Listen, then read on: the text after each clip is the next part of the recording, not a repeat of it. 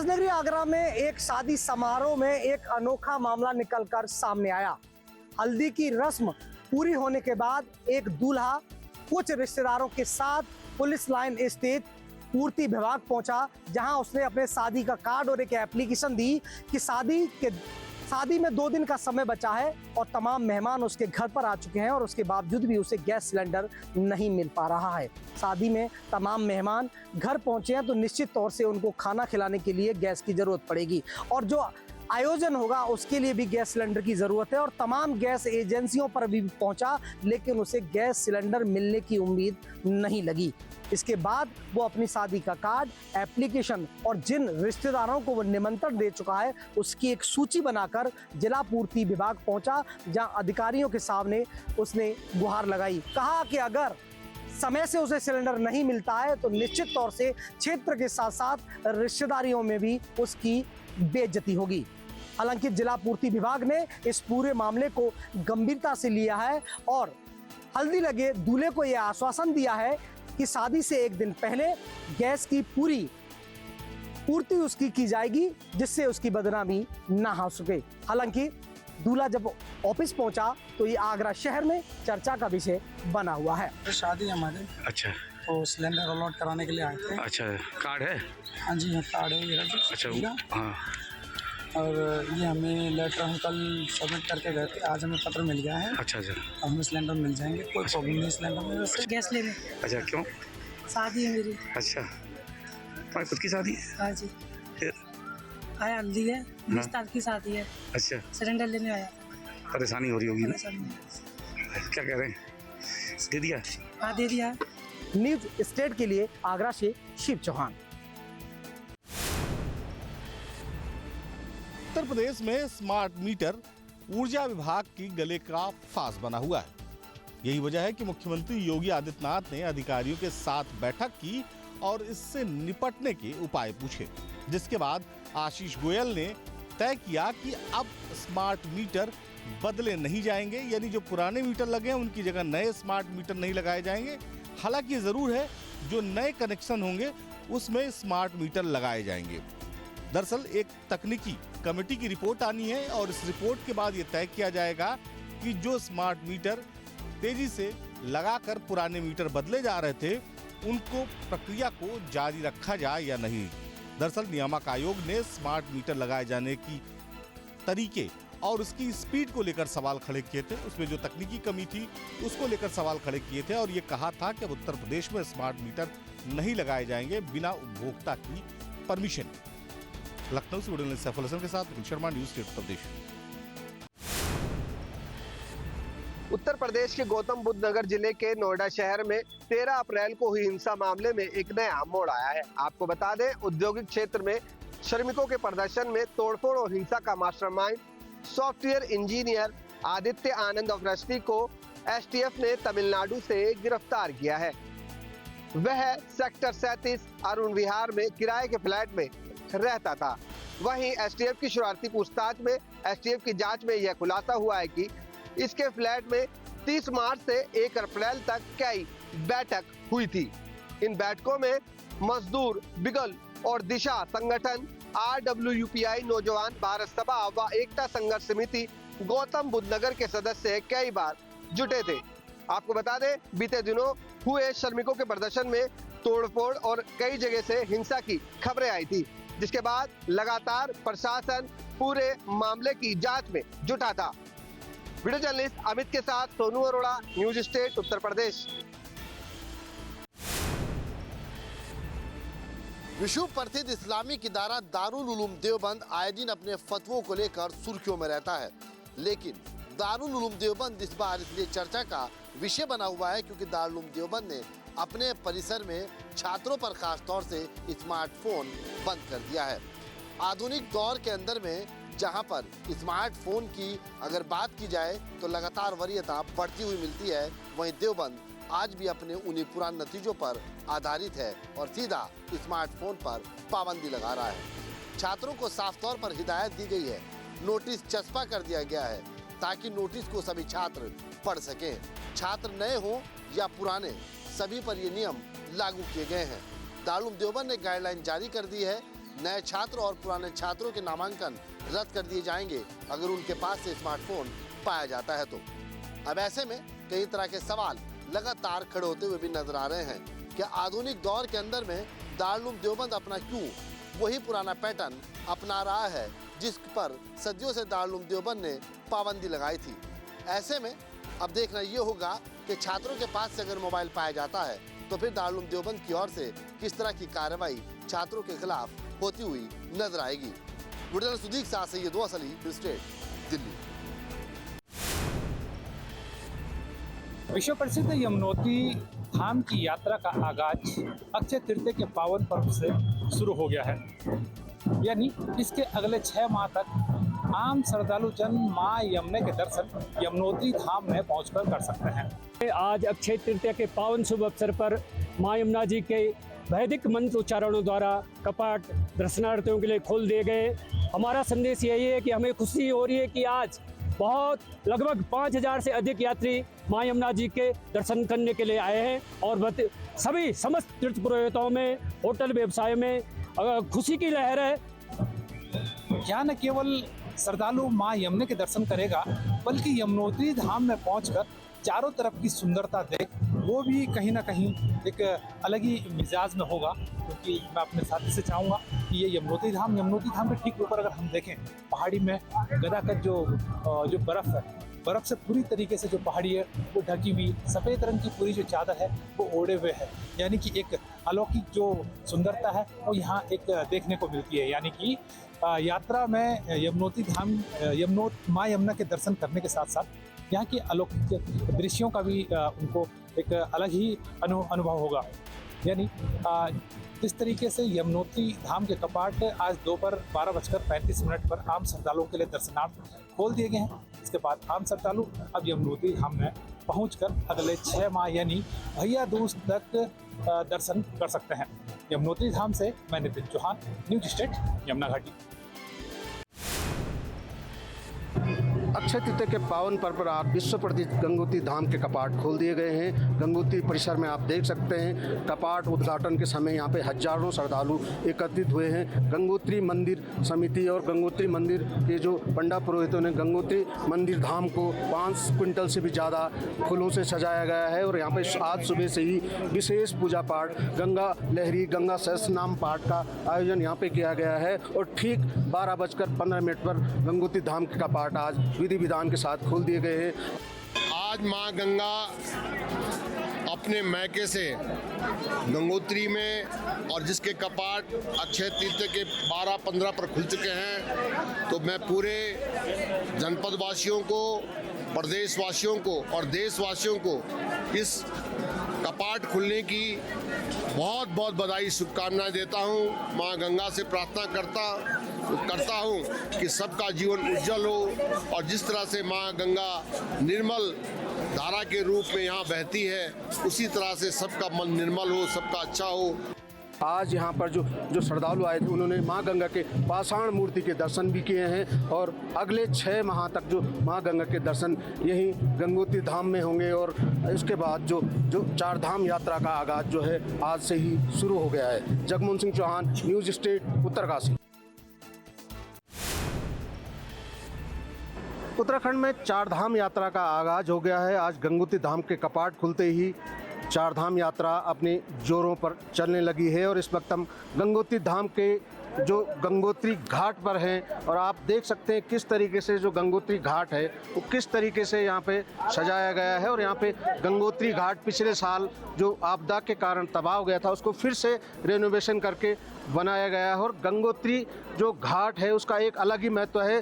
देश और विदेश के श्रद्धालु इस घाट पर अपने डुबकी लगाने के लिए और अपने आप को यहाँ पर जो शुद्ध करने के लिए यहाँ पे आते हैं और ये गंगोत्री जो घाट का जो यहाँ पे गंगा नदी है और आप ठीक मेरे पीछे यहाँ पे देख सकते हैं जो ये भगीरथ पीक 1 और पीक 2 जो है सामने भगीरथ जी ने यहीं पर तपस्या की थी और उसके बाद यहाँ पर जो गंगा नदी का उद्गम स्थल है गौमुख, वहाँ से गंगा नदी गंगोत्री धाम तक आती है। और आप देख सकते हैं किस तरीके से तमाम श्रद्धालु यहाँ पर आज जो है जो कपाट खुलते ही यहाँ पर गंगा जी में डुबकी लगा रहे हैं और पुण्य के भागी बन रहे हैं। हमारे साथ जो है जो उत्तरकाशी के वरिष्ठ नागरिक लोकेंद्र मिश्र जी हैं और उनसे पूछते हैं कि किस तरीके से गंगोत्री जो मंदिर का महत्व है, गंगोत्री घाट का महत्व है और जो हमारा जो गंगा जल है उसका जो महत्व है वो किस तरीके से, और आप बरसों से इस को लिखते आ रहे हैं, कवर करते आ रहे हैं, तो क्या देखते हैं, किस तरीके से मानते हैं? जय मां गंगे। आज अक्षय तृतीया है, तो इस पुण्य अवसर पर आप सबको, आपके चैनल के जितने भी दर्शक हैं और देशवासियों को और सनातन धर्म के लोगों को मैं बधाई देना चाहता हूं कि आज मां गंगा जी के कपाट खुल रहे हैं। 12:30 बजे शुभ मुहूर्त है और मां गंगा जी जब स्वर्ग में विचरण करती थी और राजा सगर के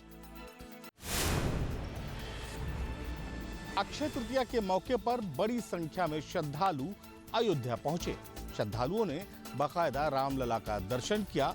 लाखों की संख्या में पहुंचे श्रद्धालुओं की भीड़ को मैनेजमेंट करने के लिए बड़ी संख्या में पुलिस बल लगाया गया था। किसी को किसी तरह की कोई समस्या न हो, इसका पुलिस और प्रशासन ने पूरी तरीके से ध्यान रखा था। दरअसल अक्षय तृतीया पर इतनी बड़ी संख्या में श्रद्धालु आएंगे, इसका अनुमान पहले से ही जिला प्रशासन के साथ ही मंदिर व्यवस्था कमेटी ने तय कर लिया था और यही वजह है कि श्रद्धालुओं को बिना किसी दिक्कत, बिना किसी परेशानी के प्रभु रामलला के दर्शन कराए गए। इस दौरान बड़ी संख्या में श्रद्धालु हनुमान गढ़ी पहुंचे। के साथ निखिल शर्मा, न्यूज़ से उत्तर प्रदेश। कानपुर में मेडिकल रिप्रेजेंटेटिव ने अपनी 2 बेटियों की निर्मम हत्या कर दी। दोनों जुड़वा बेटियों की गला रेत करके हत्या करने के बाद उसने घटना की जानकारी खुद पुलिस को दी। पुलिस को कॉल करके बताया कि उसने अपनी बेटियों की हत्या कर दी है। पुलिस मौके पर पहुंची और उसने दरवाजा खटखटाया। मृतक बेटियों की मां ने दरवाजा खोला, तब तक उसे घटना की कोई भी जानकारी नहीं थी। पुलिस ने उसे बताया कि तुम्हारे पति ने सूचना दी है कि उसने अपनी दोनों बेटियों की हत्या कर दी है। आनन फानन में महिला दौड़ करके पति के कमरे में गई तो उसने देखा दोनों बेटियों के रक्त रंजित शव वहां पर पड़े हुए थे। पुलिस ने मौके से ही आरोपी पिता को गिरफ्तार कर लिया। वहीं दोनों बेटियों के शवों को कब्जे में लेकर के पोस्टमार्टम के लिए भेज दिया। पुलिस घटना के पीछे की वजह तलाश करने में जुटी हुई है। आपको बता दें कि मेडिकल रिप्रेजेंटेटिव ने अपने घर में 5 कैमरे लगवा रखे थे। ऐसे में माना जा रहा है उसे अपने पत्नी के चरित्र पर शक था, जिसके चलते उसने इस वारदात को अंजाम दिया होगा। सभी अधिकारियों द्वारा घटनास्थल का निरीक्षण किया गया है और डॉग स्क्वाड फॉरेंसिक टीम द्वारा भी मौके का निरीक्षण किया गया है। इसमें दोनों डेड बॉडी घर के अंदर में पड़ी हुई हैं, जिनके गले पर कटे का निशान है और इसमें जो अभियुक्त उसका पिता है उसको गिरफ्तार कर लिया गया है और इसकी और गहराई से जांच की जा रही है। इसमें फिलहाल कानून व्यवस्था की कहीं कोई समस्या नहीं है। वहीं महिला अपने पति के लिए सजाए मौत की मांग कर रही है। उसका कहना है कि पिछले काफी समय से शराब पीने के बाद वह उसके साथ मारपीट करते थे, साथ ही नशे की गोलियां भी खाते थे। वह उसे अपने कमरे में घुसने नहीं देते थे। मेरा पति को फांसी का सजा दे आज के डेट में। बस मैं इतना ही चाहती, अब मैं इतना ही बोलना चाहती अभी। घटना तो मैंने देखा ही नहीं। रात में क्या हुआ था? क्या हुआ? सुबह हमको पता चला,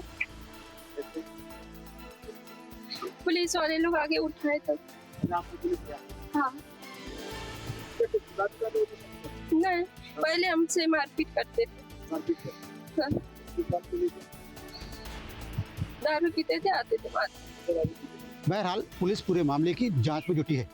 video journalist Shyam Tiwari, news state Kanpur.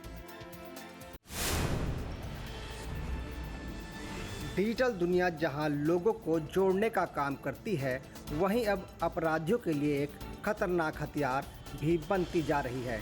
Uttar Pradesh के बिजनौर से सामने आई ये घटना इसी का चौंकाने वाला उदाहरण है, जहां 69 वर्षीय बुजुर्ग को डेटिंग ऐप के जरिए हनी ट्रैप में फंसाकर न सिर्फ बेरहमी से पीटा गया, बल्कि उनसे लूटपाट भी की गई। दरअसल कोतवाली क्षेत्र के रहने वाले वीरेंद्र भटनागर की पहचान पोलो ऐप पर बेबी नाम की एक प्रोफाइल से हुई।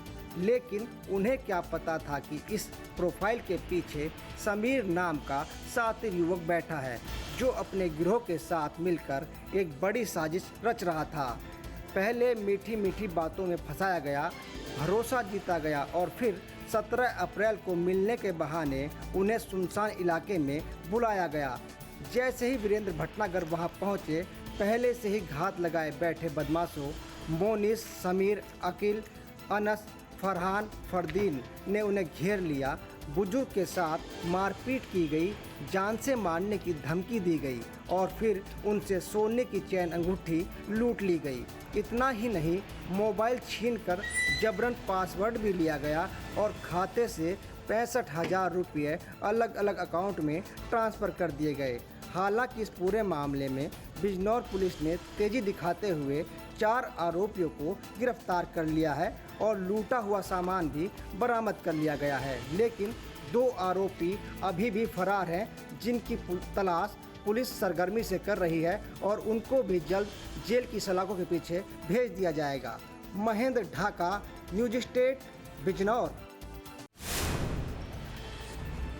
बाराबंकी के मसौली थाना क्षेत्र में जमीन विवाद खूनी संघर्ष तक पहुंच गया। कुछ दिनों पहले जिला प्रशासन की टीम ने जमीन को चिन्हित किया था, उसकी पैमाइश की थी और इसी को लेकर आज वहां पर तारबंदी की जा रही थी। दूसरे पक्ष की तरफ से इसका विरोध किया गया। हालात यहां तक पहुंच गए कि मामला खूनी संघर्ष तक पहुंच गया। जमकर लाठी डंडे चले, कई लोग घायल हो गए, उन्हें अस्पतालों में भर्ती कराया गया। पुलिस ने 16 लोगों के खिलाफ मुकदमा लिखा है, जिसमें कई अज्ञात के खिलाफ भी मुकदमा पंजीकृत किया गया है।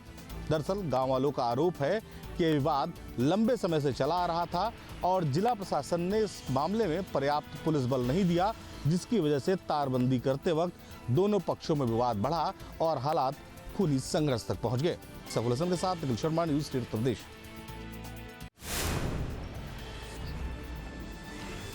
गाजियाबाद में जिन वाहनों को जब्त कर थाने लाई थी पुलिस, वह आग लगने से खाक हो गए। पूरा मामला गाजियाबाद लोनी थाना क्षेत्र का है, जहां गाजियाबाद के लोनी थाना परिसर में अचानक लगी भीषण आग ने अफरा तफरी मचा दी। थाने में कई वाहन खड़े थे, जिन्हें पुलिस जब्त कर यहां लेकर आई थी। आग लगने से उनमें करीब 15 से 20 वाहन खाक हो गए। आनंद फानन में दमकल की 3 गाड़ियां मौके पर पहुंची और करीब 1 घंटे की मशक्कत के बाद आग पर काबू पाया जा सका। आग लगने की वजह अभी तक स्पष्ट नहीं हो सकी कि आग किन कारणों की वजह से लगी। वहीं पुलिस पूरे मामले की जांच कर रही है। वीडियो जर्नलिस्ट अमित के साथ सोनू अरोड़ा, न्यूज स्टेट उत्तर प्रदेश। जनपद फिरोजाबाद के सुखाबाद सब्जी मंडी में देर रात अज्ञात कारणों के चलते आग लग गई। आग इतनी भयानक थी कि जिसमें 50 से 60 दुकानें जलकर खाक हो गई। वहीं पास में ही बने कपड़े की मार्केट में भी ये आग धीरे धीरे पहुंच गई, जिसमें 6 दुकानें कपड़े की जलकर खाक हो गई। अगर नुकसान की बात करें तो इसमें करोड़ों रुपए का नुकसान बताया जा रहा है। पूरे मामले में CFO सत्येंद्र पांडे से बातचीत के दौरान बताया कि देर रात अग्निशमन को ये सूचना मिली कि सुखाबाद सब्जी मंडी में भीषण आग लगी है। आग की जब स्थिति जाकर के देखी तो आसपास के कस्बों से भी अन्य दमकलों को बुलाया गया, जिसमें लगभग 4 से 5 घंटे तक लगातार कड़ी मशक्कत के बाद आग पर काबू पाया गया। वहीं पूरे मामले में क्षेत्रीय लोगों का कहना है कि ये आग किसी के जरिए लगाई गई थी। वहीं पूरे मामले में अधिकारी कह रहे हैं कि इसे जांच का विषय है और लगातार इसमें जांच टीमें काम कर रही हैं। जो भी सत्य सामने होगा वो निकल करके आएगा। लेकिन आकलन की बात करें तो वहीं अधिकारी इसका आकलन भी लगाने में लगे हुए हैं। वहीं अगर व्यापारियों की बात करें तो व्यापारियों का कहना है कि लगभग करोड़ों रुपए का इस आग से नुकसान हुआ है। वीडियो जर्नलिस्ट के साथ दीपक भारद्वाज, न्यूज स्टेट फिरोजाबाद। लखनऊ समेत उत्तर प्रदेश के तमाम शहरों में इस वक्त तापमान तेजी से बढ़ रहा है। हाल ये है कि दोपहर के वक्त तापमान 40 से 44 डिग्री सेल्सियस के पास पहुंच जा रहा है। मौसम विभाग ने अनुमान लगाया है कि अभी आने वाले कुछ दिनों तक गर्मी तेजी के साथ बढ़ती हुई दिखाई पड़ेगी। दरअसल एक हफ्ते पहले की अगर हम बात करें तो लखनऊ और आसपास के इलाकों में पश्चिमी विक्षोभ सक्रिय होने की वजह से बारिश हुई थी, जिसकी वजह से तापमान में गिरावट दर्ज की गई थी, लोगों को राहत मिली थी। लेकिन एकाएक लखनऊ के तमाम शहरों में, पूरे उत्तर प्रदेश में तापमान 40 से 44 डिग्री सेल्सियस के आसपास पहुंच रहा है, जिसकी वजह से लोग गर्मी से परेशान हैं। दिन के वक्त सड़कों पर लगभग सन्नाटा दिखाई पड़ रहा है और ये लग रहा है कि अप्रैल के महीने में ही मई जैसा तापमान पहुंच गया है। लखनऊ से वीडियो जर्नलिस्ट सैफुल हसन के साथ निखिल शर्मा, न्यूज़ स्टेट उत्तर प्रदेश।